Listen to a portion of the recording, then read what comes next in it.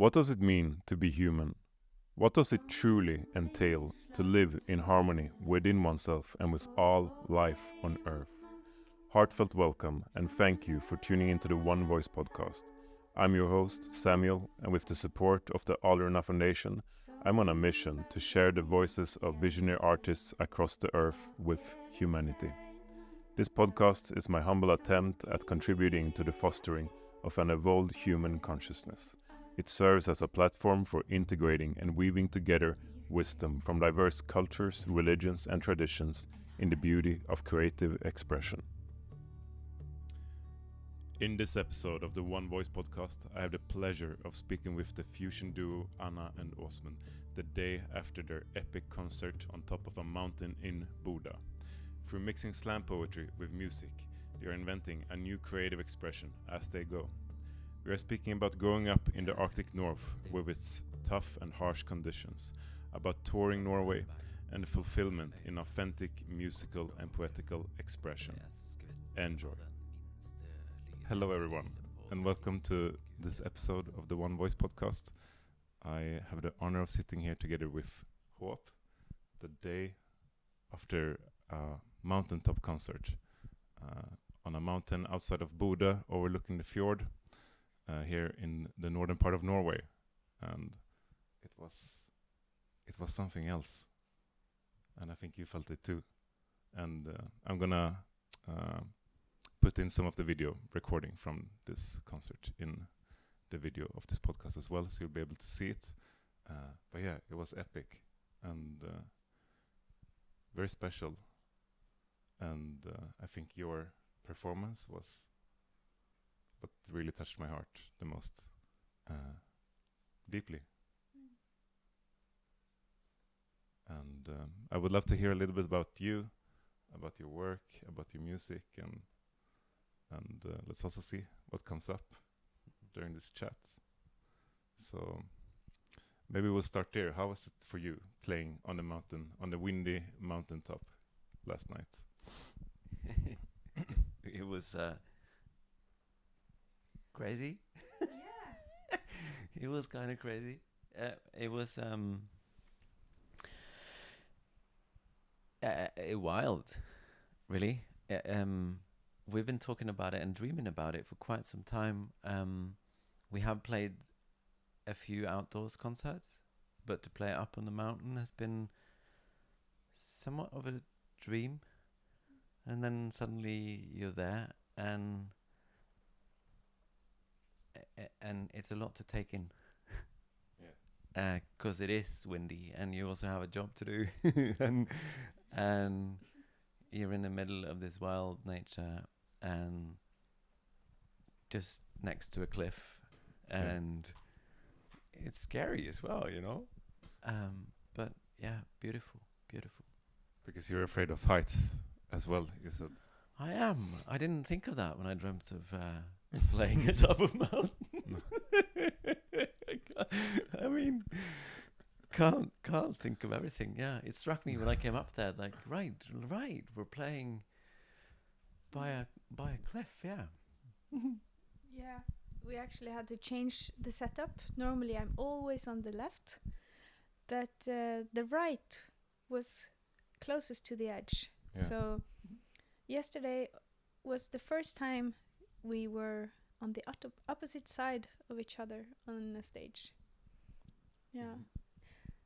To me, playing on a mountaintop like that, sometimes in life it feels like it feels somehow rehearsed. It's like when you do something habitual many times, it becomes not live anymore.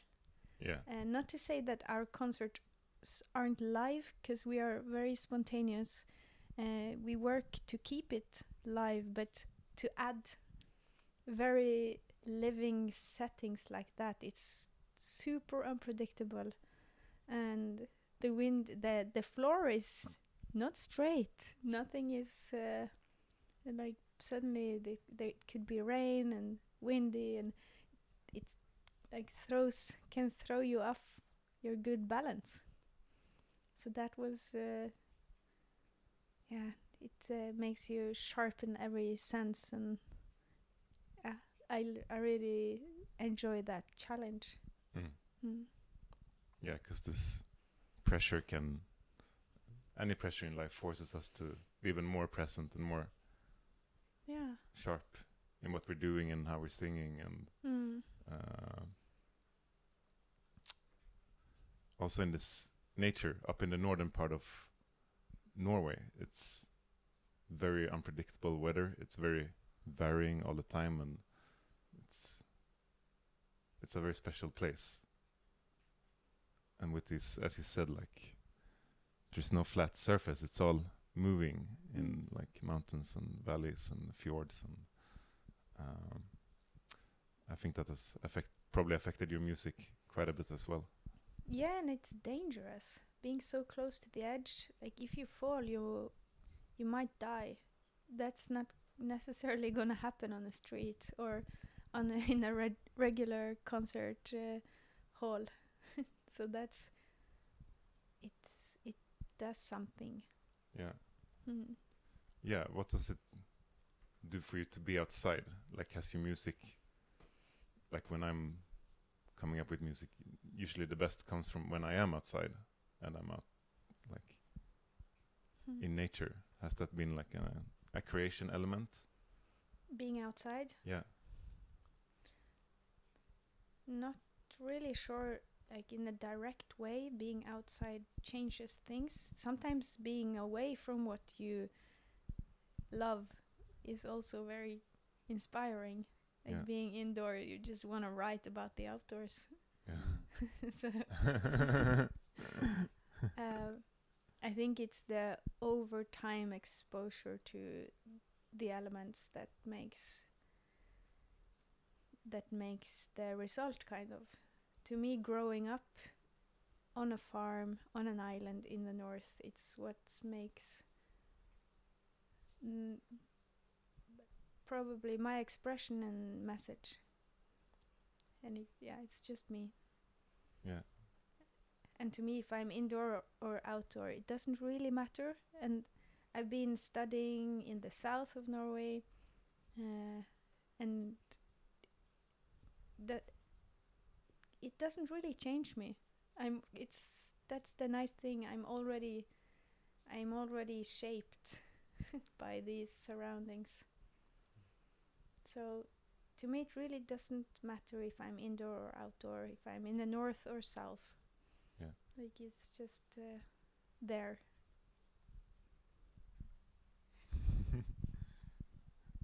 I think maybe like with last night's concert, there's something about comfort and how we have gotten so used to seek comfort at all times as humans, and I guess as artists as well. Yeah. And if the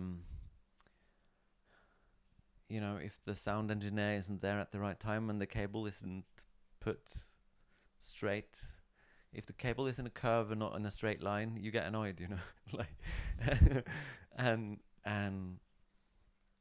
and life isn't like that. Like nature isn't like that. It is unpredictable, and it's so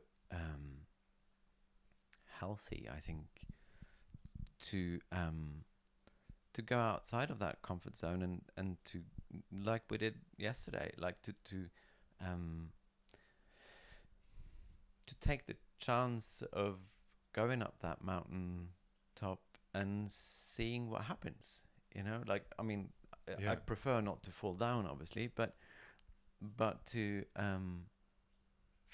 like you said, I'm afraid of heights, and so what could happen for my personal sake is that I could get really freaking anxious. Yeah. And to not avoid that, but to go towards it, and to do it. I can get anxious on a normal stage as well, but to do it in and with nature,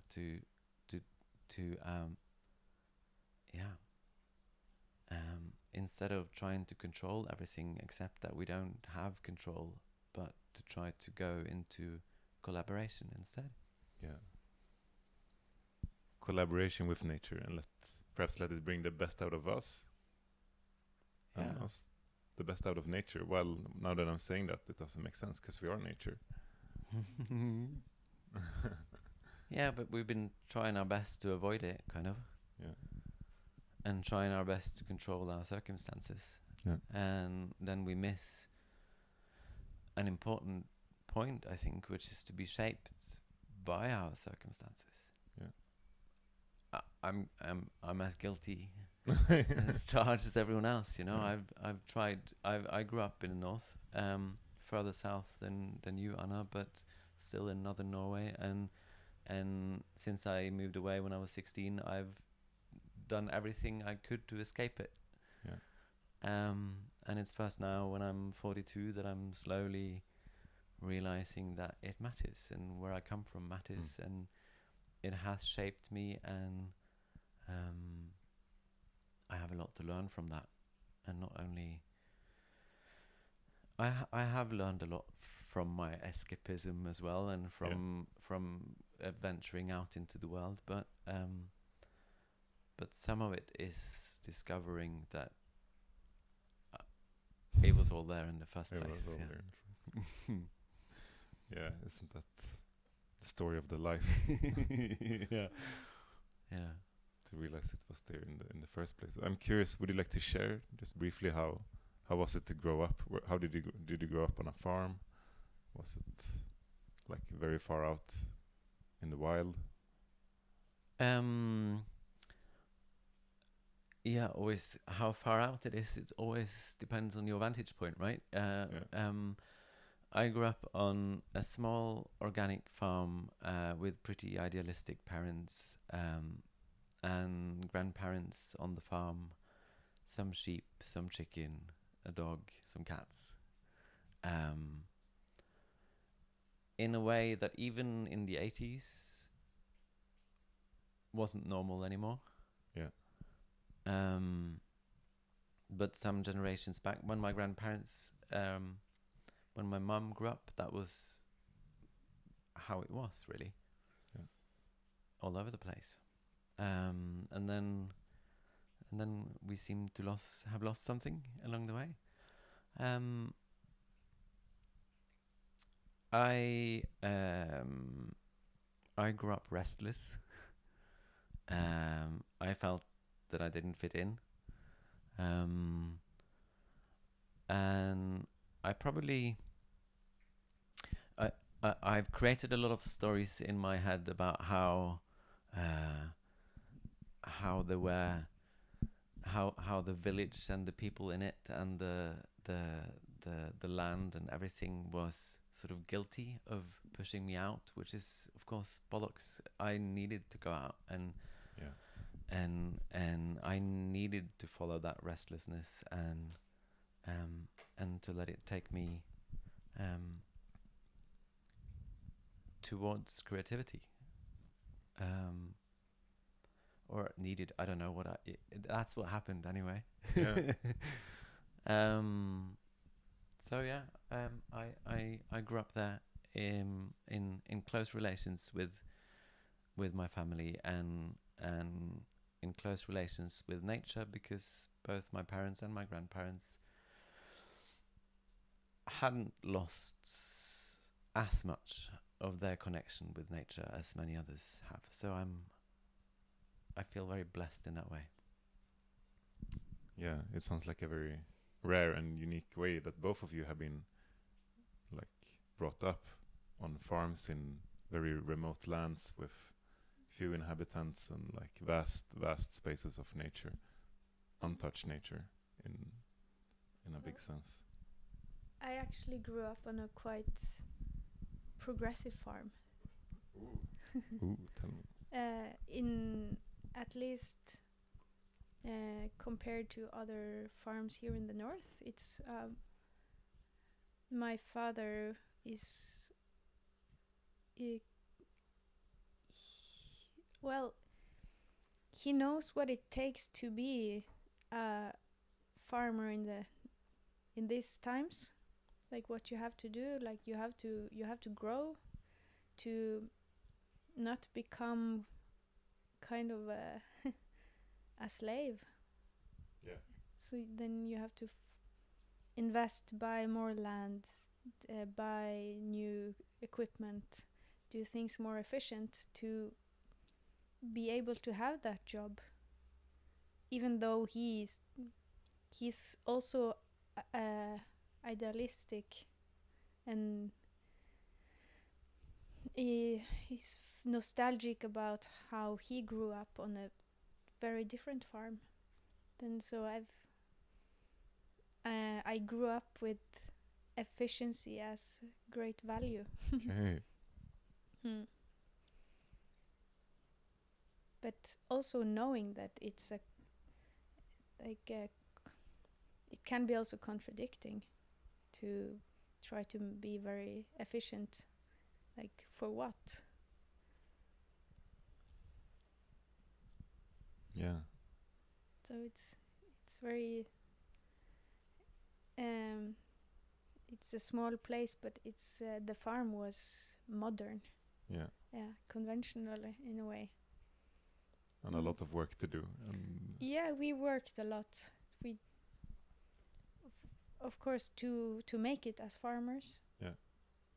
We had to work a lot, but that was nice. It was a nice family activity, actually. Yeah. Also, as a small kid, getting like huge responsibilities, like important things, contributing to your parents' job, like in a way that they are really depending on you. Yeah. It does something to a child. Like if I wasn't here, this would never work. That's a valuable feeling, actually.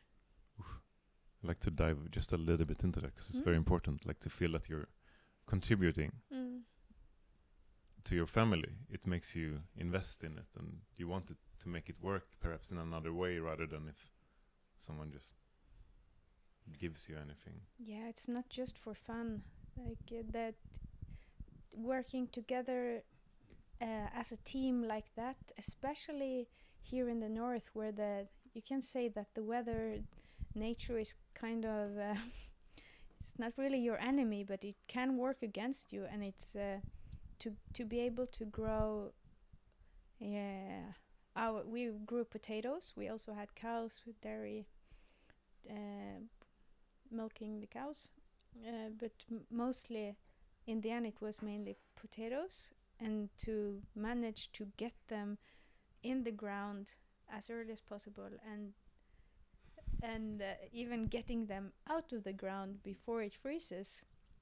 It's can be, it's a fine line, and it didn't always work. and that's like catastrophic, can be. Yeah, because you only have this window of the summer that's a few months, and if you miss that, then you have to wait another year. Yeah, it's a fine line. Like if the potatoes aren't ripe, you kind of didn't make it. But if they are ripe, and then suddenly it's one night of frost, then it's it's thank you. It's then you didn't make it. And then so you have to wait as long as possible, and then you have to take them out super fast. Like work all night. Wow. To get them out before the frost. So it's adrenaline. So if the frost comes, then they all... Yeah, and then always something happens, like there's some equipment, or this happens, or someone like had a little accident, or it's... Yeah. And it's dangerous work also, especially modern agriculture can be very dangerous. With like the big machines. Big machines, and you're like, I was 13 years when I was alone on the field, like doing important work, and no reception. Wow. And my parents just had to trust me. Like, she can do it, and if something goes wrong, she will know what to do. Yeah. So they had too much work sometimes to be able to think about security. Maybe that's a good thing sometimes as well. It has definitely made me live life in a very different way. Like I think there's many things that I'm not afraid of, because like I can walk very close to the edge, because I trust myself to. I trust my kind of balance in life, especially in a practical way. Yeah. So much to learn and Yeah. take away that, and also learning to know your limits and knowing where kind of. I'm so grateful to have grown up on a farm, and also to have had the crazy parents that I have, that just let us do whatever we wanted, and they didn't really take care of us. No. But they trusted us so much, and also just gave us the right learning.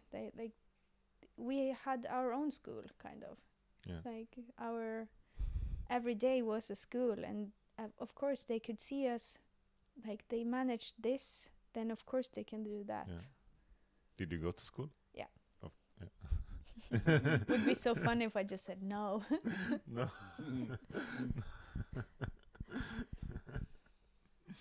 Yeah, I went to school. Yeah. But it's it's a bit interesting when I talk to, like, I've also been living in Oslo. Yeah. And then like there is and that's the urban environment, and I felt many times like I have this hidden side. Like they've never seen me in my element. They've seen me walk around on asphalt, in streets, going to cafes, chatting. But like then if something happens, like there is some crisis or something, then something else comes out that people have never seen.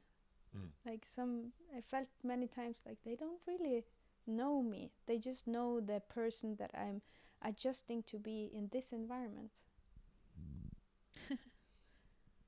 Yeah, it's fascinating because it's really in the times of crisis, or when it really really matters. That's when we actually get to know people in depth. Yeah. And to have those experiences together it's very beautiful. Yeah. And so to go back to, because now you're not doing potato farming anymore. No, my brother took over the farm, so he's running the farm. And you're the local musician, among other. Yeah, I work with music now. Yeah. Yeah. Yeah, so I'd like to dive a little bit into your music, to hope. What does hope mean? It means hope. It does. We I don't think we ever get finished talking about our name and why we chose it. It's I guess more based on a gut feeling than being an analytical choice, kind of. I used to say that we chose to call ourselves Hope because we need it, which is kind of right. But you challenged me on it, and it's so right, because it's much more true to say that our band is called Hope because we have a lot of it. Yeah. Because we really do. That's one of the things that have been so amazing in finding each other and starting to work together, is to realize that there's two of us. There's two hopeful and lots of other things, lost and confused and despairing and all of it, but also hopeful. I have, forgive me, fuckloads of hope. And I when I look at the world around me, I have lots of reasons to not have lots of hope. Yeah. It's not difficult to find reasons not to have hope today. Yeah. But I have. And we have. Yeah. And I don't know why. It's just there. And I think hope comes from it. If you don't have something to hope for, then you don't really have or need to have hope. But to me, my hope source comes from everything that scares me. Your hope comes from everything that... Yeah, that I'm afraid to lose, or that I'm like you don't maybe feel warm if it's not cold sometimes. Yeah. Like that. I have a lot of hope because I am a lot of scared Yeah. too. Yeah. It gives us a reason to have hope. Yeah, it's just kind of a reaction. Yeah. It's not that I necessarily look for it. It's just, or sometimes I have to look for it. It's also maybe a mindset result. I don't know. Yeah. Because when it seems having hope for ourselves, for our world, or for our families, like that means we believe there is another possibility of creating something different or living in another way.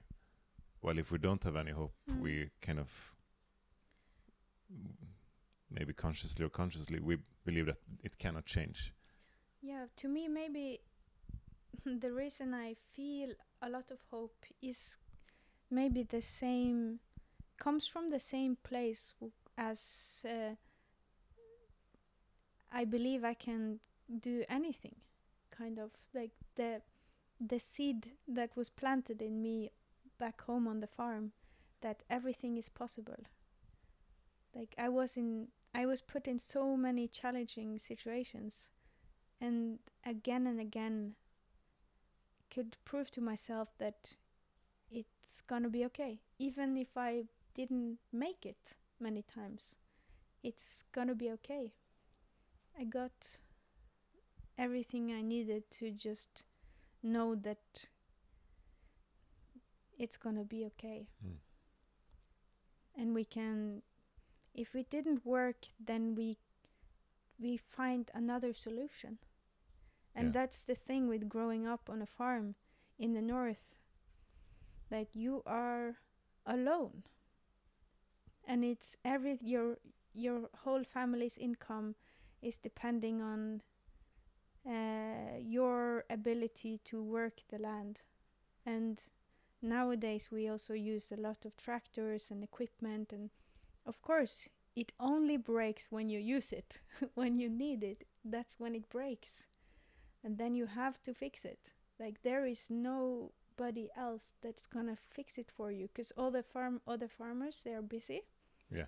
And there is no, like in other parts of Norway, more central areas, then you can get help, experts.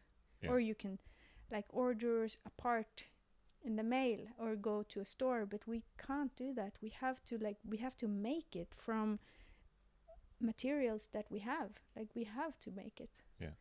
And that gives a kind of confidence. Yeah. And that's where hope to me starts, is that I know it can work. I know we can make it. Yeah. So, and then there is this hope that never goes away to me. So hope is also has to do with confidence, in some sense, of my own ability, but also in that sense maybe our own collective ability. Yeah, maybe there's something like you have to believe that it can work out, and that belief is part of hope. Yeah. And like there's both this belief, and then there is the wish and the will, like, or the wish and the will and the belief, like, makes hope. Yeah. Hope. Yeah. Yeah, very beautiful. Yeah, and what we can do with art, like we can speak that out loud, and reach each other with it, like we've always done, like before we even knew how to call it art. That's what we've been doing, you know. Some of us have always had the role in our communities of putting words and songs to our shared experiences. That's a function in a community. And that in itself it gives hope, I think. Yeah. You know, to like we were in a conversation this morning with your sister Kristin about like how many of how many things we've lost, you know, how many rituals we've lost, how many of the ways of being together as healthy, self-sustaining communities we've lost, and we've outsourced it instead to institutions and capitalism and God knows what. But that doesn't mean that we don't have it in us. No. It doesn't mean that it's not there. And it means that we can't fake it. We can't pretend that we have all those things that we've lost, but we can start by speaking it out loud and expressing the grief and the longing and the hope that we have, that there's a way of being human together that is innate in us and in nature, and that we can help each other remember. Yeah. The way of being human together. Yeah. I think maybe I have a couple of life mantras.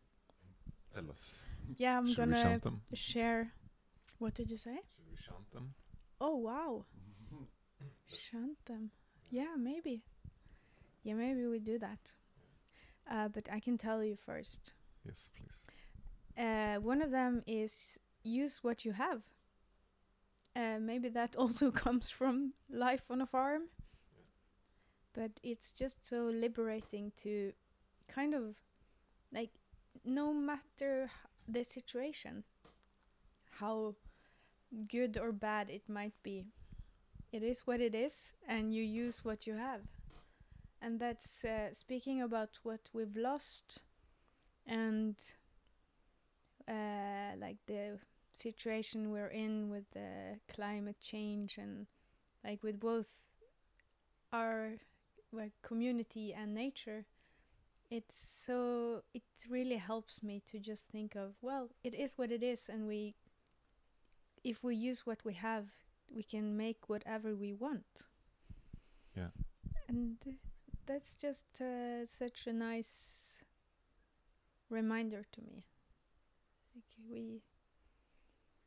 we have everything we need. Yeah, it's easy to project all of it until that day in the future where maybe we have the fancy technology, or this happens, or when inflation goes down, or all this stuff. But to realize we have all the outer, we have the tools, internal tools. Yeah, it's just how we use them. We have fancy technology, but yeah, maybe we just need to fuck it up first, so we can make a huge problem to solve, to be creative. Yeah. Yeah. Yeah, maybe. We like challenges, don't we? Yeah, and I like there's this woman called Joanna Macy who coined the term active hope, and I like to think of hope as something we do, as not just an abstract concept, a thought somewhere in the future of some other different reality, but something you can practice, something you can do, something that comes as a consequence of coming together and doing what we believe in. Yeah. Yeah, and by the mere act of it, you have hope because you're investing in that future. Especially like having children is then like hope for the future, or creating anything, actually.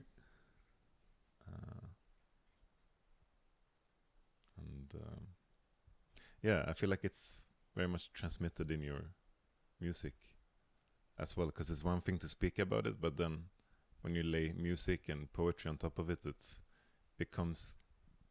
almost like a cheat code through the mental stuff of the mind, and it can go straight into kind of the heart. And I'm very curious because you're both musicians. You did poetry yesterday. Yeah, I'm a poet. You're a poet. I'm just a musician. Yeah. Amazing. And how do you see poetry and music being weaved together? Was this like it just came to you through improvisation? Like,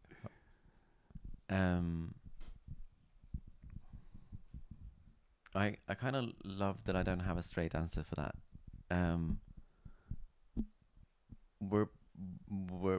That's definitely something we're figuring out as we go. When we met, I had worked with several musicians before, but they were all in different ways my backing musicians, which is kind of normal. Like you do meet a few poets with backing musicians, tracks or live or whatever, yeah, which is awesome. It's great. But in the moment we started exploring weaving our expressions together, then it like that's not what we do. You're not my backing musician at all. This is two expressions standing next to each other, being woven together. And I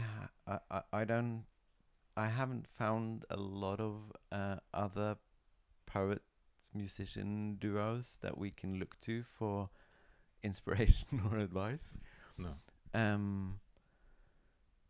So, I mean,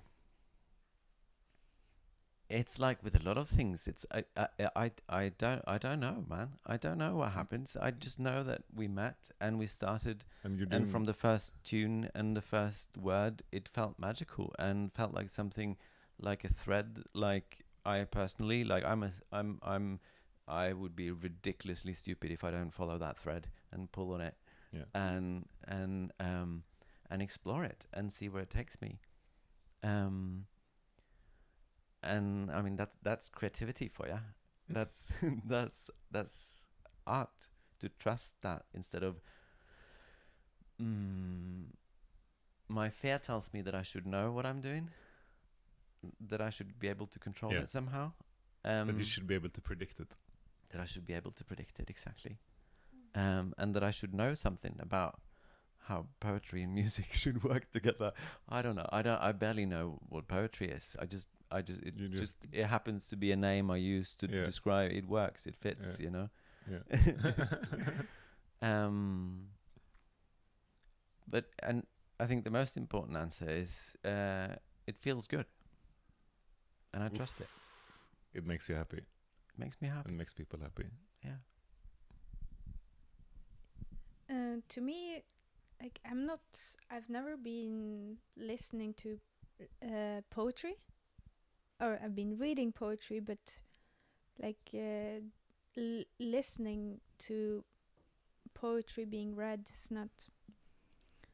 I've never thought about it. And then I met this poet who asked, you want to work together? I said, Well, honestly, why I said yes, it's because, yeah, well, he seems nice. I was actually looking for for a band. And then I met this guy, and then he was so nice, and okay.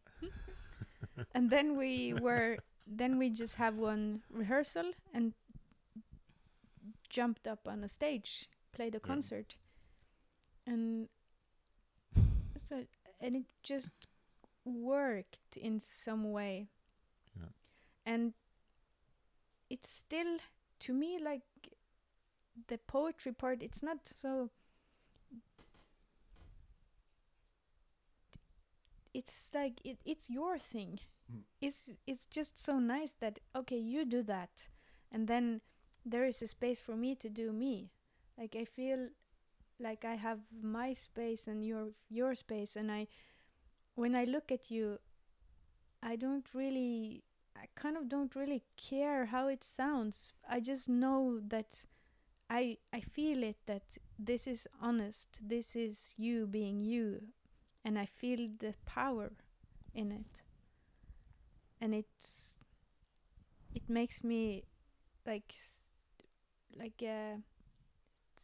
very free. I don't feel responsible for you, and that's maybe a nice thing. Like, it's like you don't.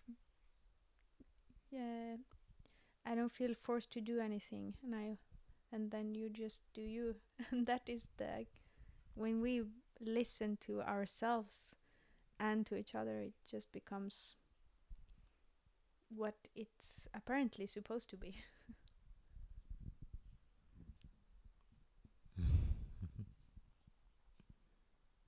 And it's I think also the nice thing for me is that I've never dreamt of this. No. It was never my dream to play in a like folk poetry duo. It just happened, and I feel that it's true. And I'm still surprised. And I think I sometimes I laugh, like, what? I'm like touring Norway with the poet. Yeah. Wow, that's that's so funny, actually. Like, what happened? Why? I was looking for, that could be a good name of a song. I was looking for a band and found a poet. Yeah, it's like, what happened? Like, that's just to me a sign that life happens. Like, even though you can plan whatever you want, thinking this is how my life should look like, and then life just happens. And it just happened, and it might end up there, but it's totally different than what you imagined it to be, and it's actually way better, because you didn't know what you... Yeah, that's the nice thing, like, and that's when you say better, I don't know, maybe a band can maybe a band could be better if you define it by how my like expectations were, but the feeling that I have living my current life is like, it's just as good as it gets. I can't imagine it being better, and that's also so funny. I love hearing that. Someone that's happy with their life. I feel so lucky, and it's also just so fun that it's so good having this duo with a poet. I would never have guessed as a child. Yeah, especially not while I educated myself to be a landscape architect. Yeah, because that was the plan. That was the plan. I would never have guessed that I would ever be a poet either. I mean, I couldn't possibly imagine something duller. Something more utterly boring than being a poet. I remember I used to tease my mum. She had poetry on her on her night table, and I used to teach her as a kid with like taking her poetry book to bed, saying, now I'm finally gonna get to sleep. You know. but I think I don't even. I mean, I'm down with it. I'm cool with being a poet and calling myself a poet. But part of it is also because and I feel that's something that kind of brings us together as well. Is I when I told about my upbringing, and I talked about restlessness, and that comes in many forms. And for me, that's also like a restlessness in meeting conventions. Like I've always known I was going to write, and I've always been interested in writing and in reading, not necessarily poetry, but part of why I find to this day poetry so boring is because so much of it, just like with all kinds of literature and just like with all kinds of expressions, it relates to the conventions instead of to the wild living creativity. And for my own sake, that means that my poetry leans towards music, leans towards rhythm, leans towards, in that sense, slam poetry. Yeah. I sometimes I say slam poetry because it makes sense, but typically slam poetry leans a lot more towards hip hop than I do. But I always hear my poetry when I write it. I have published books, and I enjoy. Do you want to take a break? The door just mysteriously open. No, continue. Yeah, and I just the fairies come in. Yeah, just sit here. Welcome.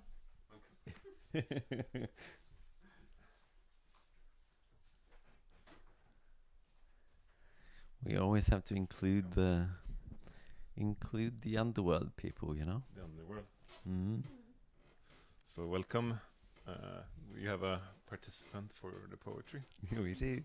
Just our friends.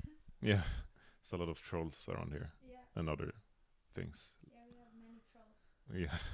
Oh yeah. Oh yeah. Yeah. You can laugh.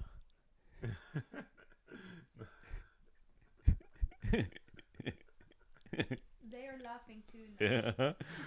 They are. Yeah. Oh yeah. Yeah. They're so friendly, but then we project our own. No, they just love to laugh. Yeah. Mm. Yeah. That that we should be afraid of them is just no Convention. Yeah, it's just another convention. Yeah. They like it. It'd be dangerous. People are so afraid of us. Ooh, we're gonna get you in the night.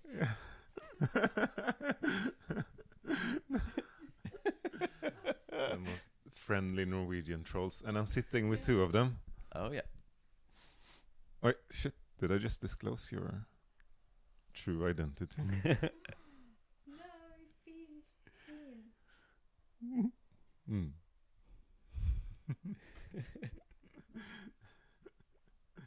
All right. I'm actually just a troll dressed as a farmer, Whoa.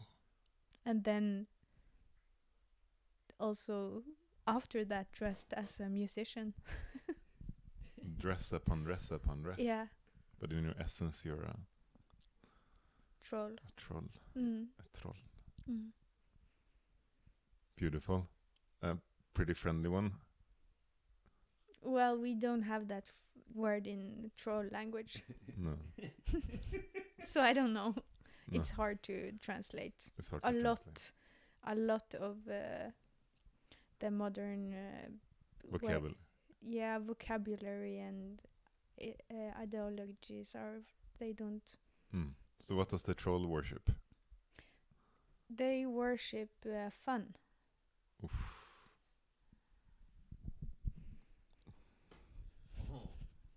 Sounds like a great religion. It is. Oh my god. Yeah.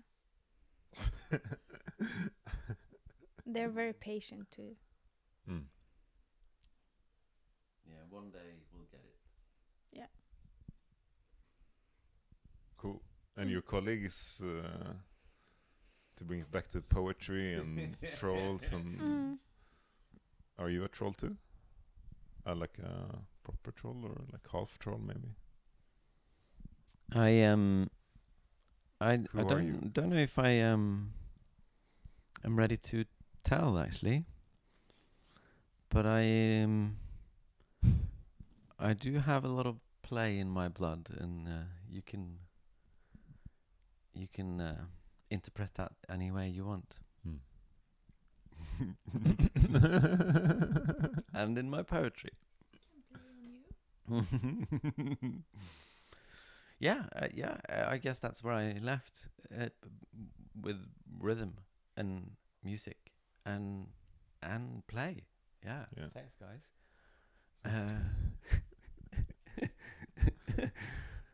Yeah, like that's where we meet as well. Like this restlessness with conventions and this playfulness. I really, really treasure that. To have someone to play with, and to someone who's as anxious and as unafraid to venture into the world of play instead of being stuck in the world of seriousness. Yeah, and also it's to both of us, it's the unknown, because none of us have really planned to do what we do. So we didn't really learn it. We're just following this, following joy and or figuring stuff out as we go.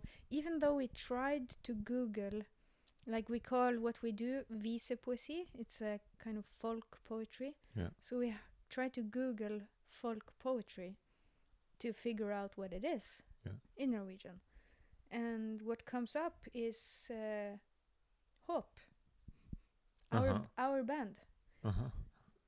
So that tells us that, it's us who have to find out. Exactly. Yeah. So then we listen to Google, and we are inventing it now, and we are creating this new folk poetry wave in Norway. So I'm sitting here with the frontiers pioneers of folk Visepoesi, Visepoesi in Norway. Yeah. In Bodø, in the cultural capital of Bodø. Absolutely. So just the beginning, baby. This is big. Yeah, the wave is not super big yet because it's very far out in the ocean. You can barely see it, but the earthquake has already erupted. Yeah, so it's coming. So we're just waiting. The Norwegian Vikings are back. Yeah, we're gonna surf with our Viking boats in the waves, like in the rip curl. Yeah, it's gonna be super fun with the sails up and everything. Yes. And rowing. And rowing. At the same time. And we're gonna invite many people. Not invite. Yeah. No, that was all a misunderstanding. That was all a misunderstanding. Like the whole world thought it was invading, but actually we were just out inviting them to a great party. But that communication is not very easy. No, it's so that's why I sometimes think we should stop talking. I guess communication is not easy for us humans, but No. I guess that's why we're sitting here and trying to communicate. But you're right. Yeah. Maybe in the end there's nothing to really talk about. It's all just here. Yeah. I keep having going from, oh my god, I love talking, it's what makes me grow, and the other side, like, oh, imagine if nobody was talking. There was no words. We just had to communicate with body language. You and can go to Finland, actually. They don't speak? Not really, no. Oh, wow, cool. It's Good. pretty cool, I heard. Wow. I wish I You do like sounds like more like... Oh. I dream of going on a date, like a first date with someone with not talking. No words. But spending a whole day together. Trying to get to know each other. Imagine how cool that must be. Yeah. Answer. No. Yeah, no, I can imagine it. Yeah, I love... Like, for me, personally, I have a very difficult time being around people that cannot be in silence. If people that constantly have to talk about something, it's yeah, it doesn't it can create disconnection rather than connection. So Well, if there is listening, then the talking is very different. yeah. Well, it's kind of back to the discomfort that we started off with. Like, we're so afraid of being uncomfortable, and today we've lost our traditions for being silent together, and so we first need to get through the those uncomfortable feelings. Like, I mean, it's in our lyrics and poetry and what we try to communicate in between our songs as well on stage is a lot about, I guess, a lot about also the way to hope, and to joy and playfulness and creativity doesn't go around the uncomfortable shit. It goes through. Yeah. For me, the best personal example I have for that is the anxiety I mentioned, and it's been so easy for me to try to create a life around trying to avoid feeling anxiety, try to prepare every situation so I won't have a panic attack. But that's just bollocks. Because there's so much life to be found when going through it. Yeah. Even if it never fits, having a panic attack never fits. I've had panic attacks on stage. It definitely doesn't fit. No. Until it does. Because it does fit in the moment you say it out loud. Yeah. And in the moment you bring openness onto that stage, be it a real physical stage or be it the stage of life, yeah. And so that discomfort that we encounter, that is just, that's human, that's part of life, that's part of all creativity and all freaking creation. Instead of avoiding it, it makes it so much easier to go through it when we can be open about how it actually is to be human and going through discomfort. Because then we know that we're not alone in it.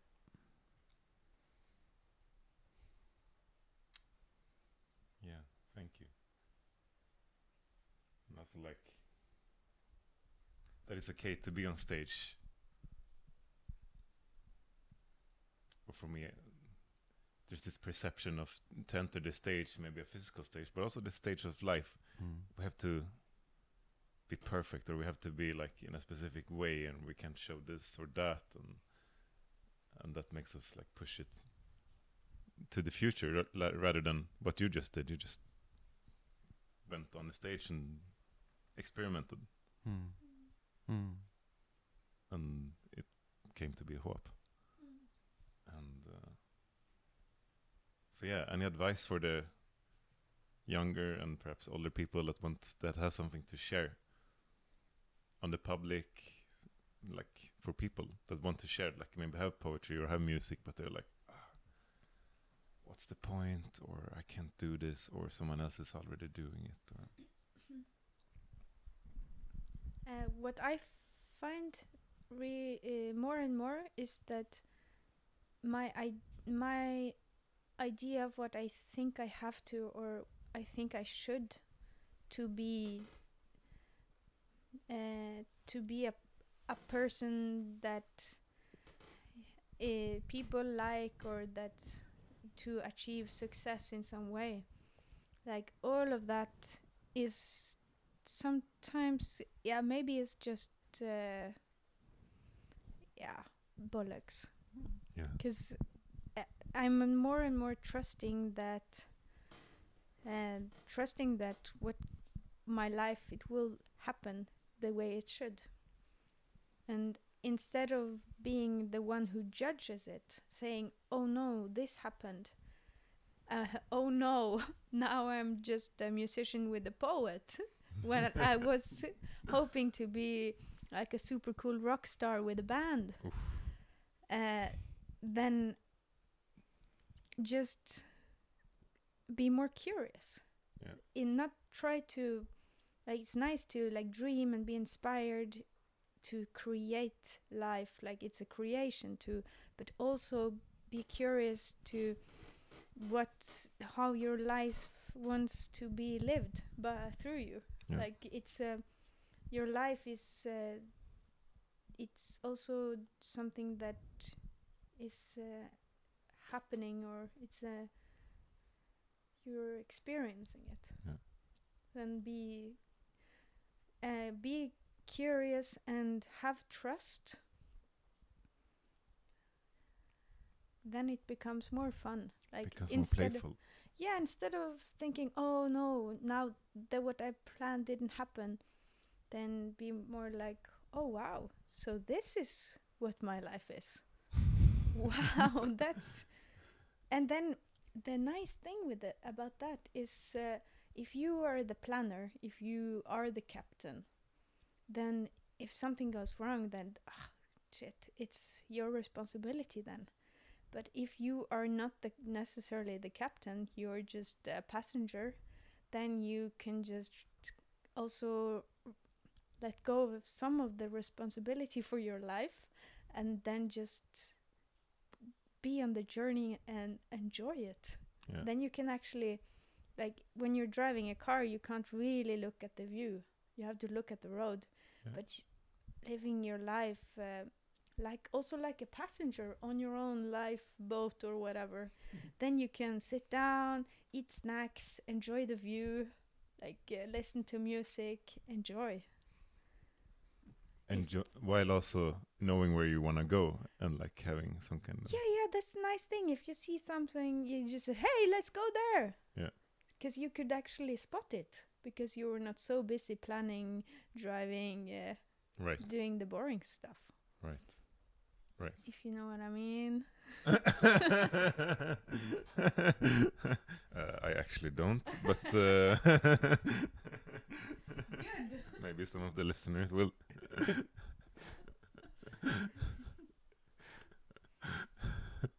The captain and the passenger. And the ocean and all of it. In one.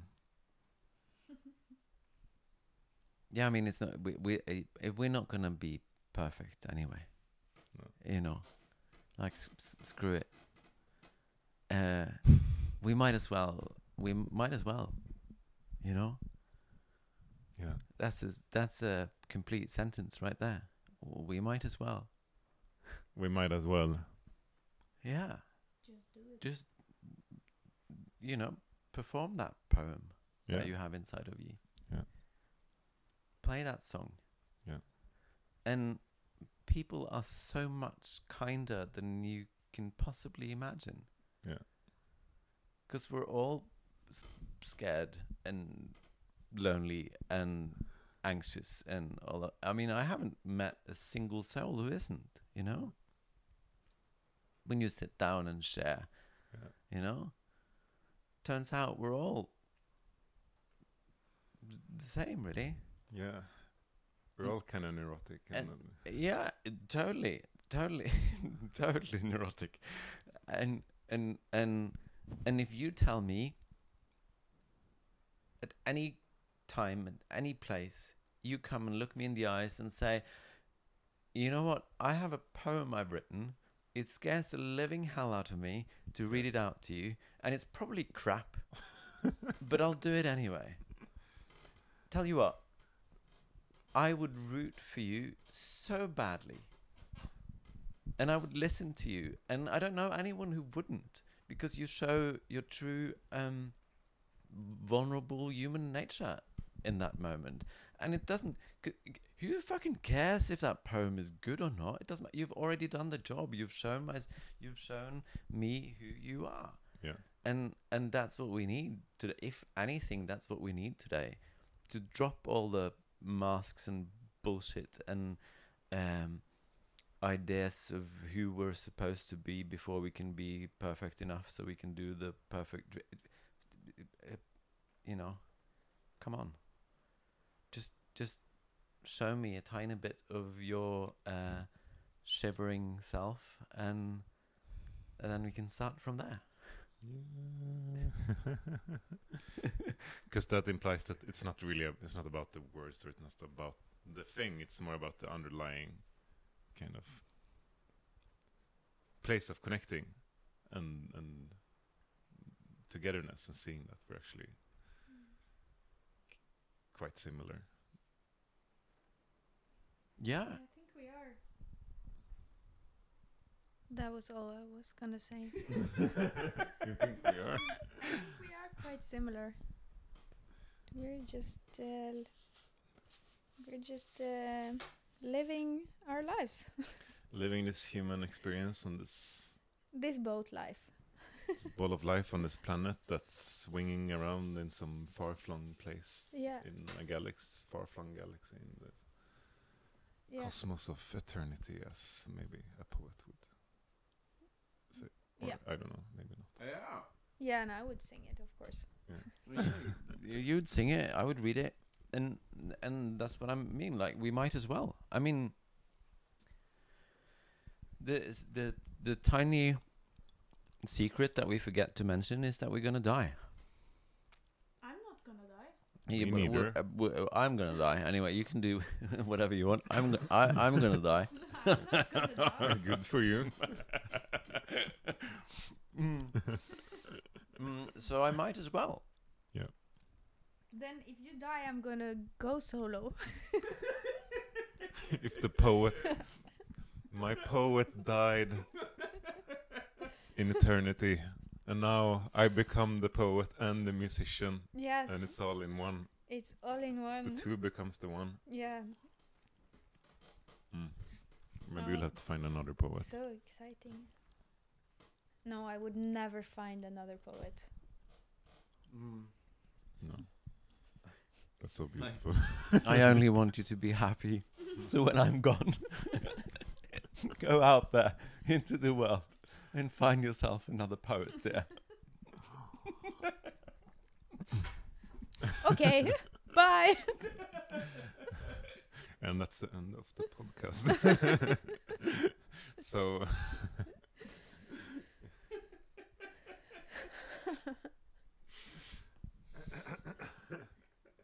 So to sum it up, he's gonna die. I'm not.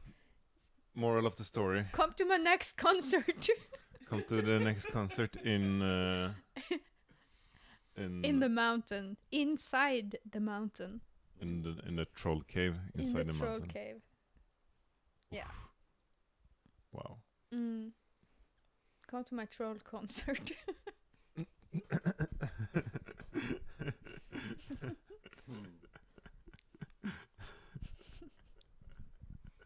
Yeah. Where can we find the cave? No, Where can we find you? You just put your head to the ground and listen for the direction. Of course, you're gonna find it. No worries. All right. Mm. We will find you. Yeah.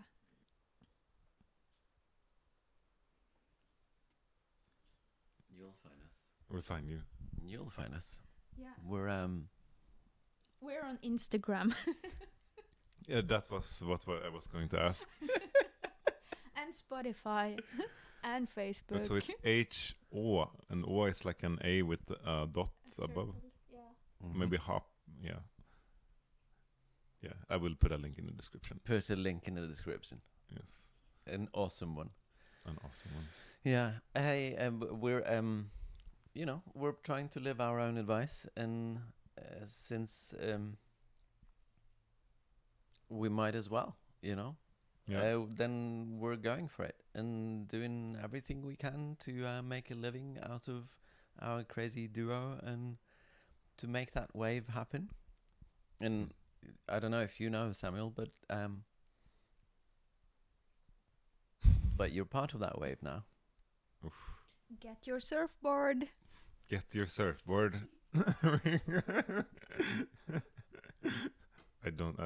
I'm pretty bad at surfing. Great. I'm afraid. Me too.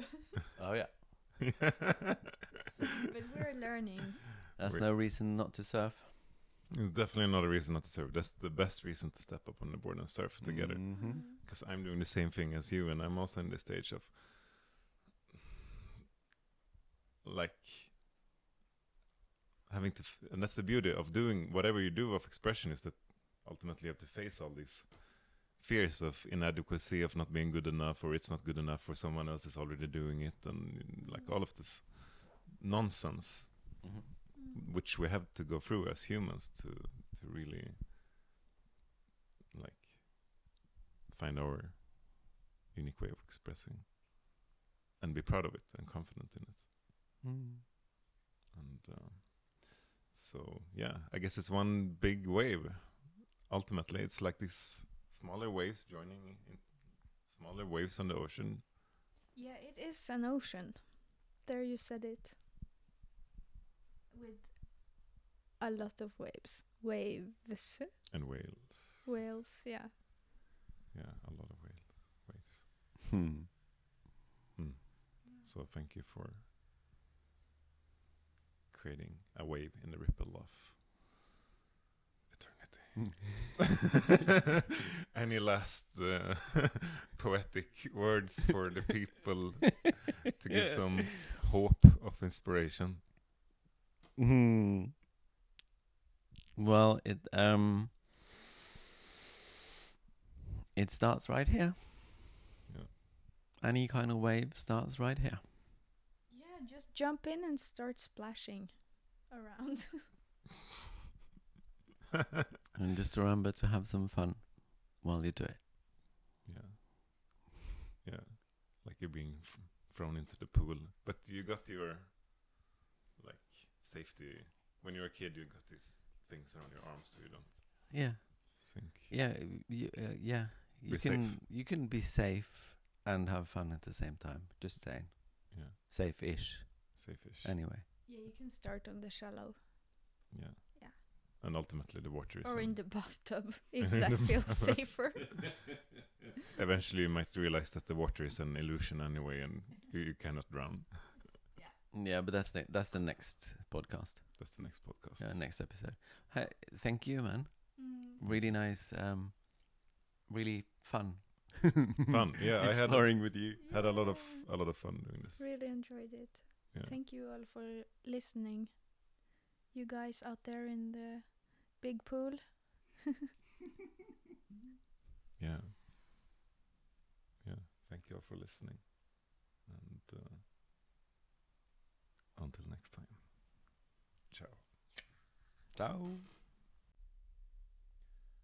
Much gratitude for tuning in to One Voice. If you enjoyed today's episode, hit like and subscribe, and follow us on Instagram so you never miss out on upcoming episodes. And feel free to share it with someone you love. Blessings.